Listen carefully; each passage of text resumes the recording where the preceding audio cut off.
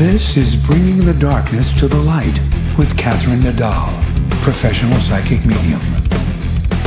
Today's guest is Keith St. John.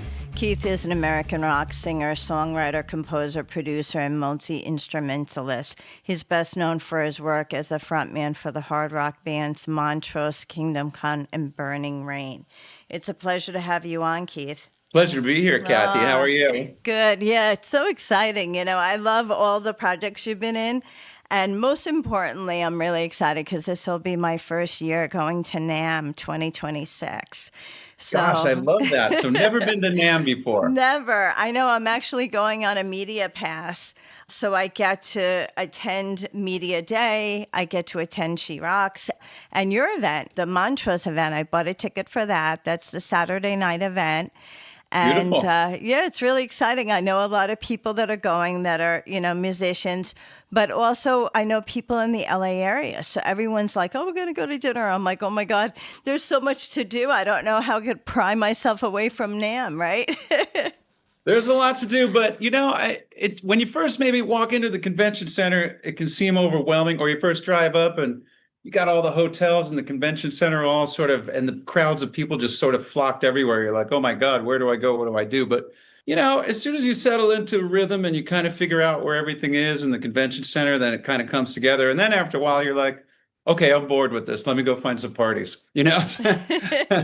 And you see what everybody's doing, you know, where Fender's having their party, where so-and-so's having their party, and who's playing. And you've got the Grove, you've got the House of Blues, you've got the Grand Theater where we're playing, you've got the outdoor thing that NAMM puts up, and they're all kind of cool and interesting. And yeah, I think you're going to have a great time. I think NAMM, since the COVID debacle, has been building back up. And last year, they said it was over 50% of what it used to be back in the 100,000 attendees day. And now they said it's getting bigger. It's growing. So it's coming back. That's great. That's really great. You know, I look at your career and I look at your bio, and you've been at this for a really long time. You know, even going back to when you were really young, I read about how you were really young. I mean, you were with Atlantic Records. Isn't that correct? Yeah. Well, I got my first deal offered to me, which I actually did start that band with that band. On Atlantic Records, yes. Technically, that was my intro into the real music business, which I wasn't trying to do. I was, I went to school for engineering and all that, and music was just something I always did. And maybe if I was a little bit more matured about thinking of my future when I was 10 years old, when I saw and heard my first rock music, I should have just gone, you know what, forget school. Let me go do that, because some of my friends did do that. Well, maybe not at 10, but and have done really well for themselves in the industry, you know. And I just sort of fell into it, and it fell into me, and we're still doing it. It's been a long time. It has been, yeah. But you were influenced. Your parents were teachers, so you had the education background, and I think you started as a drummer. Isn't that correct? And then you went to more singing. You had some kind of drumming going on there, right? I did. You know much. So yes, I actually, in the school bands, I played in the bands, with the trumpets and the saxophones and all that. And then typically as you get older, then we also have the orchestra, which has the string sections and whatnot. And I was interested in the kettle drums, otherwise known as the timpani. I started studying, as a teen, percussion and timpani. I got into an organization called the Long Island Youth Orchestra. I don't know if you've ever heard of it, but it's the LIYO. The deal that the guy who ran that, he had students that were in Juilliard at the time who were actually part of it. Actually, most of it was Juilliard students, but for some exceptional or maybe much needed missing seats, they were offered to some high school people. And, that director would reach out to some of the bigger, teachers that he knew. And a buddy of mine who was studying with this really ace trumpet cornet teacher in New York City told me about it and told me that they were looking for a timpanist. And timpanist is kind of rare, it's kind of, there's not a lot of them. Anyway, I got the audition and I got in. And my first tour technically was with an 88-piece classical orchestra. And that was at about 17. So I guess that's pretty young, yeah. Our first destination city was Casablanca. I just took things as they come. I was a kid who was pretty adventurous, so it wasn't really that big of a thing to me that we were, flying over to Morocco and Spain and everywhere else that we went. I just loved the ride, and it was a good time. Learned a lot, but very much different than touring with a rock band for sure. Absolutely. Yeah. Well, I mean, you've been affiliated with so many great bands: George Lynch, Lynch Mob, Jaron Galino. I mean, those guys, I know all them. You're affiliated with Quiet Riot, Rudy Sarzo. I mean, it's amazing. I just look at your bio, Tracii Guns with L.A. Guns. Tell me about these guys. I know them as people, but I mean, tell me about like falling in on these bands, playing for a year, playing for an album, or that kind of a thing, because it's really quite different than doing your own project. Absolutely. Absolutely. And, for me at the time, most of the time I was working on my own stuff. And then somebody else knocked at the door and said, hey, and I was like, I couldn't resist it kind of a thing. And I'm like, yeah, I'd love to kind of a thing. So, I love writing. I love being in the studio and I love creating. But I got to say, people have been successful in art industries for a reason. Any of these folks that you're naming who've started a band and wrote some original music that so many people latched onto, and so much of the heavy metal or hard rock or just the world of music in general loved, there's special things about these people. And it's not just the music they write, it's in their persona, it's who they are, it's how they carry themselves.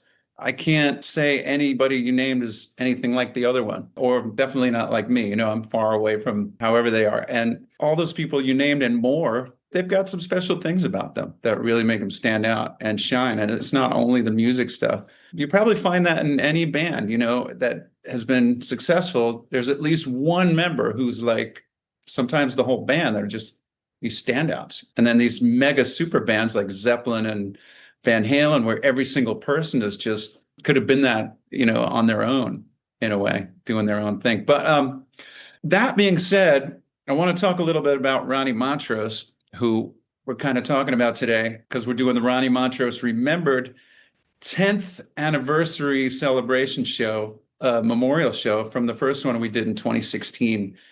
Now, depending on when you met Ronnie, he was always a very unique character, but depending on what stage of his life or his career that you met him, he was extremely, his extremity was different than his extremity than when you met him later on.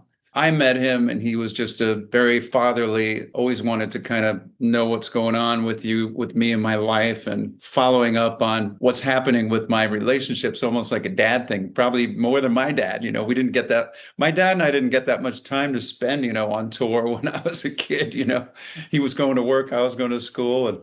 But Ronnie was really sincerely a guy who wanted to just, out of the goodness of his heart, always help out. And, at the same time, though, he was a very meticulous, detailed organizer of things in his world, in his band stuff, the way he recorded, the way he built his guitar tone for each time we went out on tour and maybe tweaked it a little bit more, and the way he worked at the types of chops he needed to really play these new songs we were writing correctly. He would really go deep. Even he was an older age when I met him, but he was still acting like, he was 17 years old, really interested in really working on stuff, not just like, oh yeah, I got this, give me a day. Or he had that kid in a candy store thing about him when it came to music. And, so it was a beautiful thing to be around. And that factor right there, that kid in a candy store, when it came to like picking up the guitar, of all the other guitar players you named, I think that's the one factor that everybody's got who I think remains successful. It's because they really are driven. It's not just, oh, I wanted to be a rock star. I mean, it's that music just brings them to life. I've always felt that kind of way myself. I think maybe I'm a lot more of a hippie than a lot of my friends in the music business, in as much as if someone says, hey, Keith, come over here, I'll be like, oh, yeah, okay, and just ride the wave. And it's been a good wave. I've had a good time. And being in Montrose was a good part of it. I met a lot of great musicians from great bands as well doing that, because Ronnie would call himself once in a while. He'd say, Keith, he goes, I'm kind of the Chuck Berry of hard rock. He goes, because all these guys come and play with me. He goes, it's you and me. He goes, but, our rhythm sections just keep changing around. But it's cream of the crop guys who are coming in and, unbelievable musicians.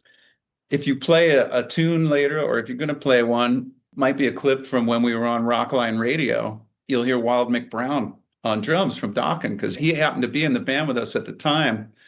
I mean, the guy's just amazing. And Ronnie even said to Mick at one time, he's like, no offense at all, but he's like, I never expected to find your level of talent in like an LA kind of strip band kind of a thing. No offense meant at the time. And Mick got what he said. And Mick is just he's an old school player that if you talk to drummers, Mick can play around, like John Bonham, and he really listens to everything. And Ronnie was that kind of guy. I mean, Ronnie's first band that he was in that was of note was the Van Morrison band. Van Morrison was a real stickler for everybody being able to play live. They recorded their records live. They recorded full takes 2 or 3 times most. And one of those was the take that was on the record, no overdub. So everyone really had to listen, and they had to be those type of people. It's an old school way of doing things. Nowadays, I've got Pro Tools right under you right here that I'm going to turn on after we're done and record a million overdubs and do it that way. I'll record everything myself, but it's nothing like the character of having 4 or 5 or 6 or 7 great human talents in the room together and just sort of feeding off each other's energy. There's nothing like that. And that's old school.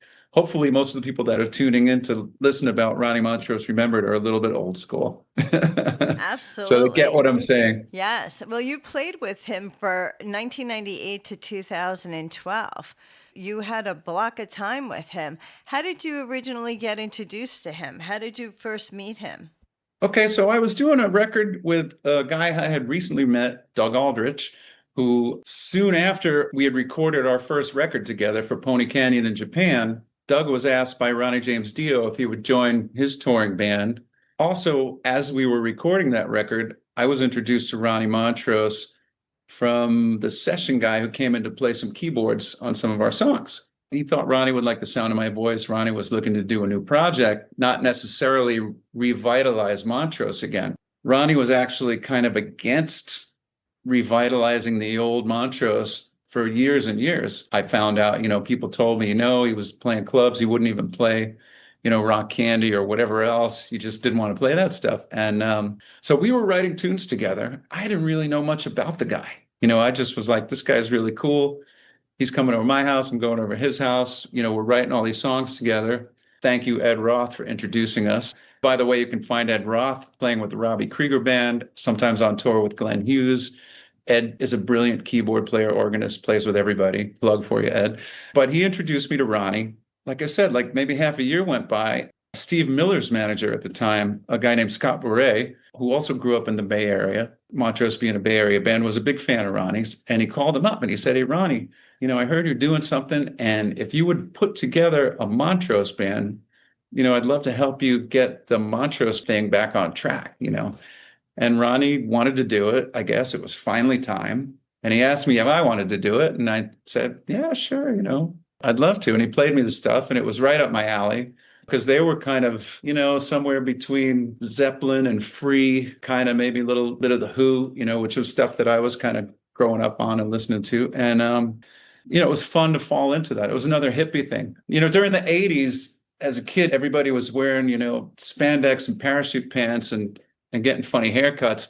That's when I was getting like long curly hair and buying faded glory jeans and like discovering Led Zeppelin and Janis Joplin and all that stuff. So, it was perfect for me. So I could put that stuff back on and go out and do the Montrose stuff and it fit right in. So anyway, that's how we met and off we went. The first rhythm section was Pat Torpy from Mr. Big, who I knew about because Mr. Big was huge in Japan, where Doug and I were doing our thing. Billy Sheehan was off on a solo tour, but a gentleman by the name of Chuck Wright, who was in Quiet Riot for a very long time, he was subbing in now for Billy Sheehan at that point. The two of them came, and they were our rhythm section in the beginning of this whole thing.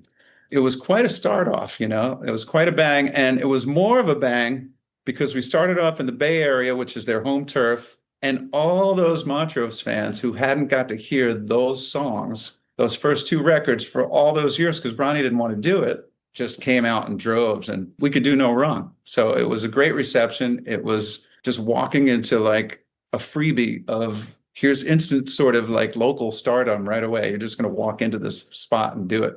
So yeah, that was a long story, and I kept it long.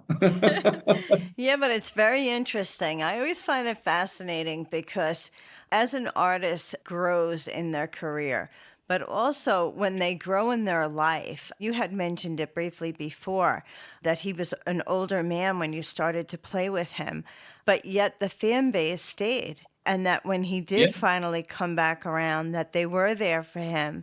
It's like a revival in some sort of a way.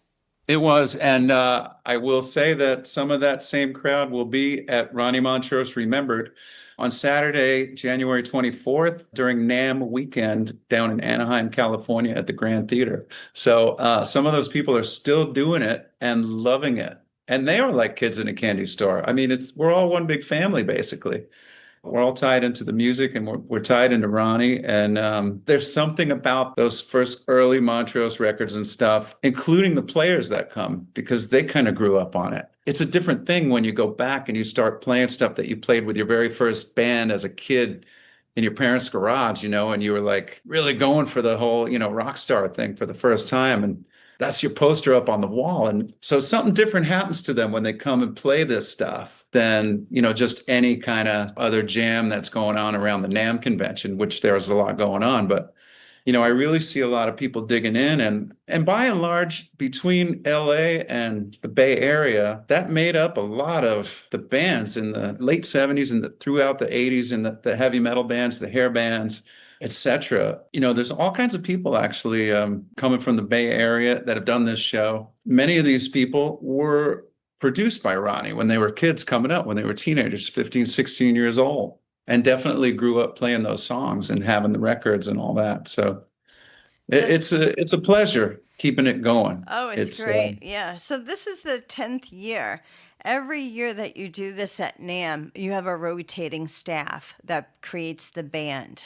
Right? It's not the same players every year. The players have always been different. There's some people have done it quite a lot. I don't know if anybody's come absolutely every year, but some people come almost every year. And then there's people who've done it once and done, but it's a shining light in our Montrose Remembered, history and our videos, and all our people like save all the clips, and they've got their shirts autographed and everything by so-and-so and so-and-so. It's awesome. And you hear the stories.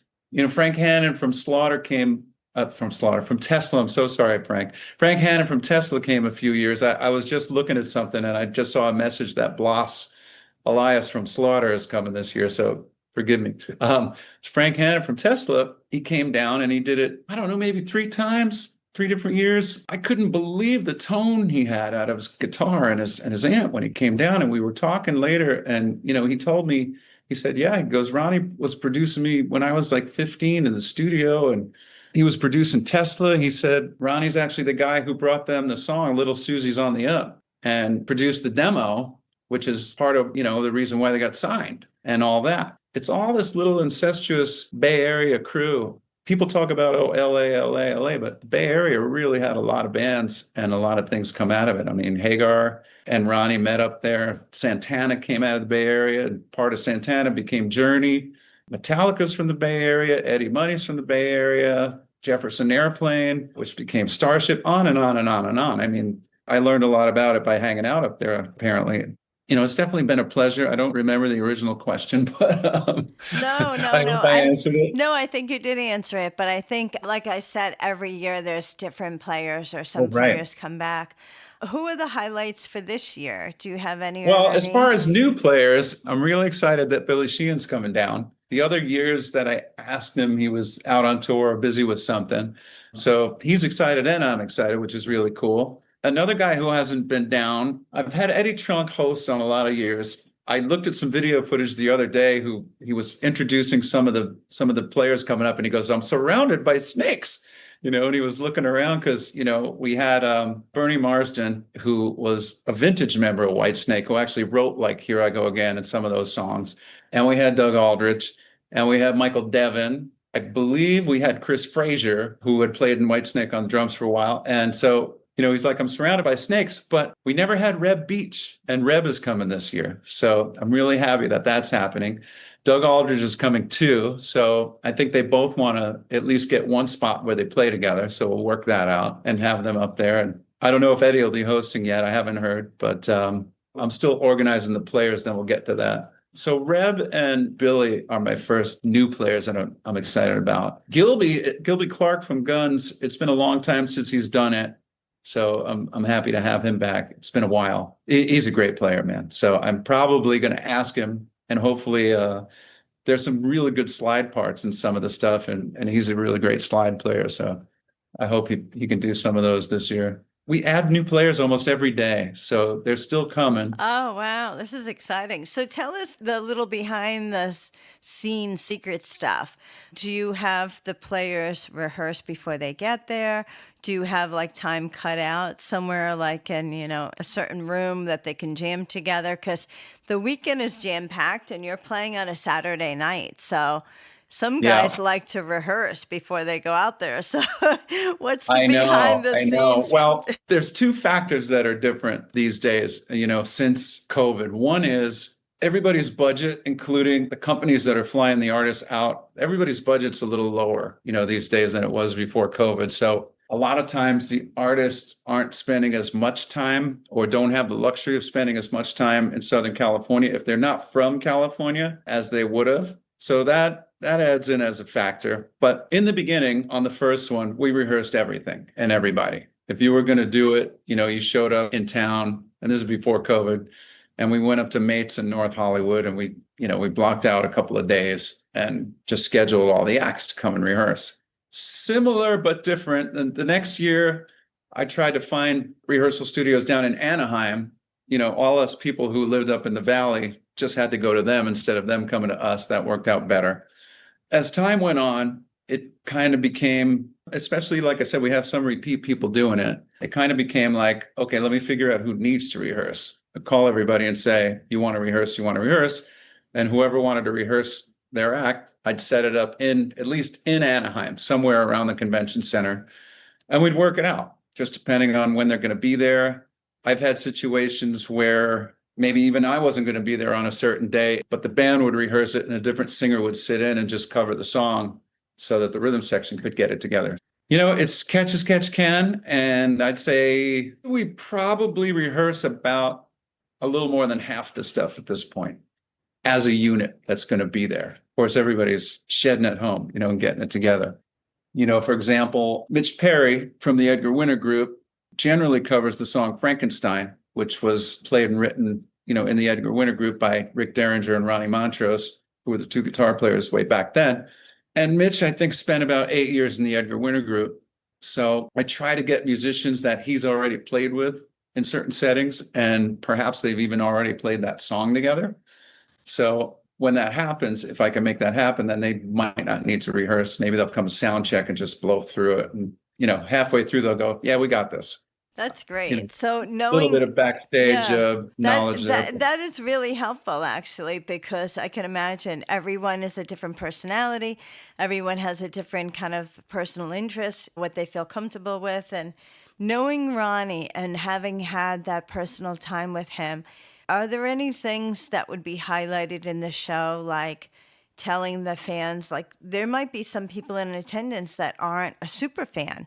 So there may be some information like this was one of Ronnie's favorite songs, or this was a backstory to some of that. Like, do you do any of that storytelling? Yeah. Stuff comes up, and depending on, when Eddie's hosting, and I don't know if he will be this year or not yet, he may have his spiel to say, and then he might say, hey, Keith, why don't you add in what you know? And I just kind of go with the flow. And as you can see, sometimes I will just go off on a tangent and keep going. So during the show, though, we're squeezing in more acts than we should actually be fitting. Our show always goes way longer than we plan it, but people stay and people love it.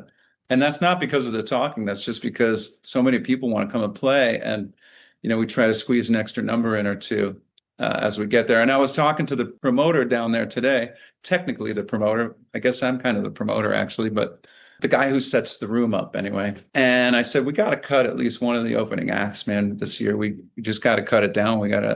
I need an extra 45 minutes to start earlier. I just want to get it going quicker so that we don't feel like anybody's squeezed or people have to stay so late that it's uncomfortable. What is the format? What time does it start?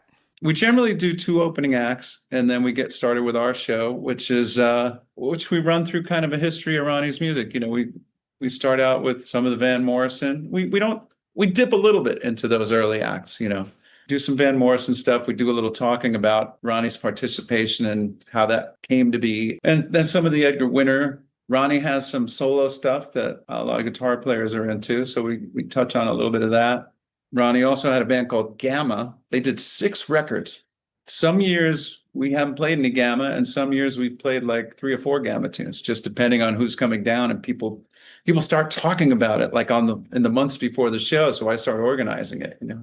And you can plan on us playing the Great 8, which is the first record, and all the great cuts from the second record too. That's kind of it. But the jams are long when they're jams, you know. We generally at the end of the night, it's the last song or one of the last songs will be Bad Motor Scooter. And on that tune, there's just an all-out jam. Whatever guitar players are still around will be playing on that one. If you're familiar with the song, it's got a famous slide guitar doing a motorcycle rev up in the beginning of the song. Yes, we have that. We're going to play that at the end of the interview. Oh, cool. Yeah. Cool. You know, at the first one we ever did, Gilby Clarke was actually at the first one we ever did. I believe maybe he and Brad Gillis did the very, very intro together and kind of started it off. And then between Steve Stevens and Brad Whitford and Doug Aldrich and whoever else was there, I mean, it was just when the song came in, like, and the guitars came in, it sounded like a big swarm of bees of guitars, like all together, you know, and it was so giant. I didn't know what it was going to sound like. We never actually rehearsed that with like all those guitar players playing it at once. And it was really cool. It was mind blowing, man. And then each guy took a lead. And then when they were done, cats were still in the room, came up, swapped amps and plugged in, and they would take a lead and keep going, you know, whether it was Frank Hannon or Lynch or Tracii or whoever else. The names go on, and the lovers of that music go on and on. So all I'm trying to be is a facilitator for what it feels like people want to do. So yes, well, it's an all-star cast. All of these names, I mean, my gosh, wow, it's amazing. Did you ever have anything in all of the 10 years? You know, you always reflect back and say, this was a precious moment, or this was something that we can never forget that, or was there any like mishaps where electricity problems or whatever? Or, gosh, there's always mishaps, man. If you don't know about mishaps, you haven't been to a rock and roll concert. There's always stuff, but you know, we handle it. I don't hide that stuff, man. The audience members will tell you he was talking and then he jumped straight off the front of the stage and ran after the guy, you know, and then, you know, and figured it out.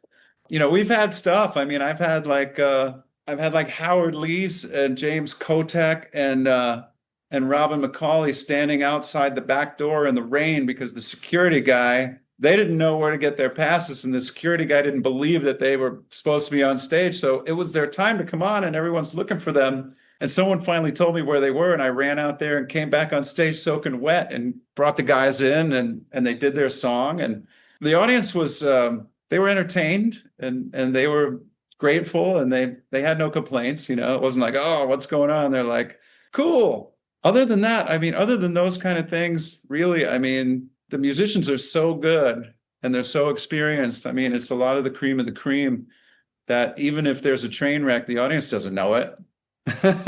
They really don't. There might have been once, but I won't name who it was. There might have been once that some musicians in the audience might have noticed it. But no. Wow. So I have to say, since this will be my first experience doing this event or seeing it, have you ever thought of documenting this outside of just film?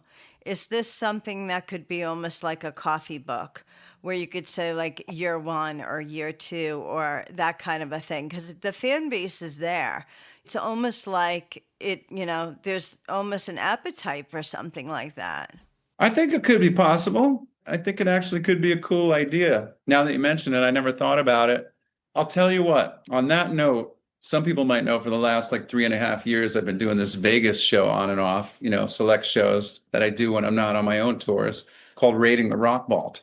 I think it might have been about a year ago or a little bit less that this Canadian group came down, and they make comic books, and they're called the Metal Nerds.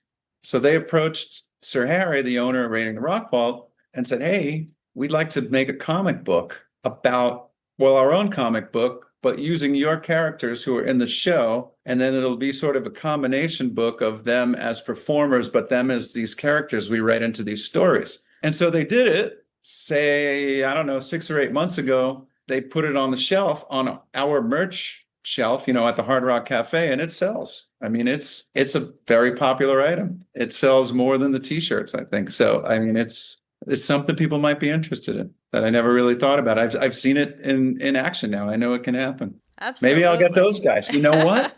Wow, that's an idea right there. That's now that amazing. I said that, I actually recognized they are actually coming to the show. I actually recognized their name on one of the lists of VIPs I was looking at that I already saw who are coming to the show, who already bought tickets. And I'm like, oh, that's those guys. So yeah, maybe I need to talk to them about that. Yes. And you probably have footage from going back to year 1 or year 2, somewhere you'd be able to prove that somebody did year 1 or year 2, because the fans may have been going to every year. So if you were able to chapter it by year 1 or year 2, that would be nice kind idea. of, that would be kind of cool. Yeah, that's amazing. By the way, for all those guys who just tuned in, we're talking about the show Ronnie Montrose Remembered. Yes. Which is a memorial celebration, and it's the 10th year anniversary show. Big special show coming up during the NAMM convention this January 24th. It's a Saturday at the Grand Theater in Anaheim, which is 2 blocks from the convention center. So you don't even have to take an Uber. You can walk if you want. Lots will be going on that night. I guarantee you'll have a good time. General admission tickets are cheap. They're super cheap for what you're getting. And proceeds are going to Sweet Relief, which is a charity fund that helps musicians in need of medical help, including counseling. So they can get themselves back on track if they need to. And they're a really great organization, Sweet Relief. If you do need help, I urge you to call those guys and seek it, because they are about helping. Ronnie really liked this charity, and so does his wife, Lisa, who comes to these two. I don't know if she's coming this year yet. I haven't heard from her, but I suspect she will be there. And I like to give my share too when I can. So it's a great cause. That's wonderful. If you don't want to just come to have a blast and a great time and see some of your favorite musicians. Yes. Well, let me tell you, I really love to hear that the proceeds are going towards a cause like that, because there is so much attention now, even every day, not even just in the music world. I mean, it's every day someone's battling something. And I think there's becoming more of a global awareness to the struggles that people go through on a daily basis. So that's really Absolutely. great. Yeah, it's really, I'm really looking forward to this experience. It was just happenstance that I was able to get to this, but it's very exciting. When I look at people that you've done a lot of work with, Doug Aldrich and Blas and even Brad Lang. I mean, we're talking like amazing. I mean, I could go back and see these people in my head. I mean, Y&T and Slaughter and, of course, Doug was on my show. I mean, White Snake and everything. Everyone brings their own talent to a project, Who are you looking forward to most at this stage in your life, collaborating, either current projects that you're on, a little bit outside of this Montrose project, but stuff that you feel excited about? Gosh, it's hard to say. It's an ever moving, kind of story. And people do come back from the past, like with Doug, when we get together and do some writing, which we did do some recently. We've had a break for a while because we're both working on different things, and we come back together and we both kind of come back in with something new, a renewed energy, but we still feel that foundation that we've always had. There's an ease of working together, with someone you work together so much with. So always a pleasure to work with Doug. The challenge of new things is something I like. Not everybody likes that. There are people who are built in a way that they really want to be all organized and very planned out and these kind of things. I'm not that guy. I kind of love being thrown into the fire with my eyes closed and then, oh, okay, now open your eyes and what are you going to do? I kind of like the improv stage, on life, put it that way. But I also do like stuff that I know. We did this Rating the Rock Vault show, like I said, on and off for 3.5 years. I've been a member of the OG cast. And it's great because you can just go and you don't even realize you're 3/4 of the way done with the show because you've done it so many times. Sometimes it is nice to spend time doing things that you're that familiar with that work. I guess it would be a real pain if you were in a band with someone you didn't get along with. And every single time you got together, you're like, oh God, same old thing. And I know there are those bands out there with those people that have those rubbing relationships. And I think in that kind of a situation, I just wouldn't last that long. I think I'd feel the rub the first day and I just, do something else. Yes, I don't know. Well, the energy of Rating the Rock Vault, was always high, high energy. I saw the show myself. It's just one hit after another. So you're almost empowered by the audience. The audience is singing along. It's like almost being at a Broadway show. Yeah. I'm looking forward to seeing you at NAMM. I'm looking forward to the 10th anniversary of the Ronnie Montrose memorial tribute to him. Would you like to plug your social media? How can people get in touch with you? How they can follow what you're doing? And more importantly, attend NAMM. All right, you guys. So everybody out there, if you're at all interested in coming to the NAMM convention this year or just coming down to see the show, which a lot of people don't go to the NAMM convention. They just come down from the Bay Area just to see this show and other parts of the country. And you want to find out more information, you can go to RonnieMontroseRemembered.com. It's a big mouthful, RonnieMontroseRemembered.com. Hopefully, I think you can probably put a link along with this interview. You can go to my Instagram. It's Keith St. John. So it's KEITH_ST_JOHN. But if you just start typing Keith St. John, it'll pop up. I post the players there. There's more players that we have that have been announced.